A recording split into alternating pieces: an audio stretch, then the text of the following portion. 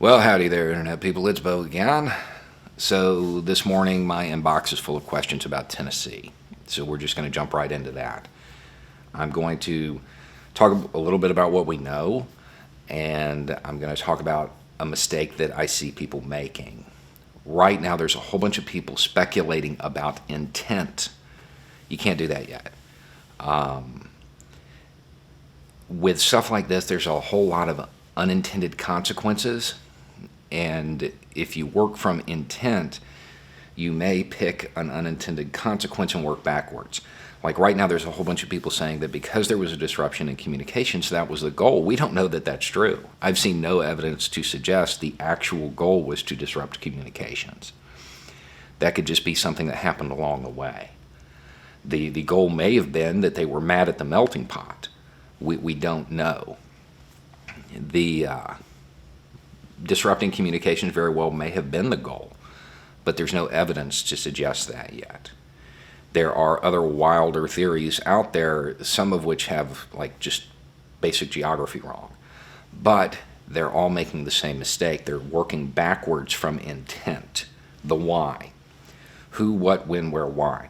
We know when, we know where, we know what. We don't know who, and until you know who, you can't speculate on intent. In this case, the how is really important. Method of delivery, level of technical expertise, the type of vehicle used, the warning, the fact that there wasn't a claim of responsibility, all of this stuff can help lead you to who. And then from there, you can get to the why. That, to me, is something that needs to be addressed because there's a lot of wild speculation. And once an idea takes root that this was the intent, it can alter an investigation and lead it in the wrong direction. At the moment, we do not know the intent. Okay? What do we know? Technical expertise was low. I know that's counterintuitive because it was really big, but think about it in terms of cooking. What is harder to do, a twice-baked potato or a 30-gallon pot of mashed potatoes from a bag? The twice-baked potato. When you're talking about this topic in particular, normally the smaller it is, the more expertise there is. I've looked at a lot of the clips, the news clips, and this does not look, it doesn't look like there was a lot of expertise. It doesn't look like there was a lot of training involved in this. But I don't have the forensics yet to really say that for certain, but just based off of what I've been able to see in clips, this looks like something that could have been pulled off by anybody with a few $100 in a library card. The fact that there's no claim of responsibility leads me to believe, gut feeling, that it is a personal grievance blended with something political more than something that is just political.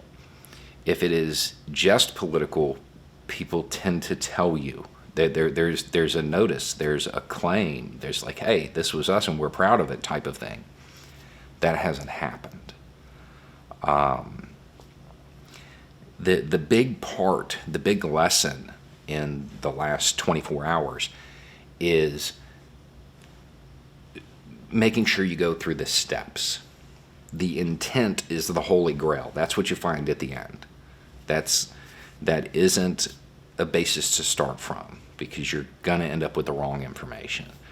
You know, you can start to suffer from confirmation bias that way.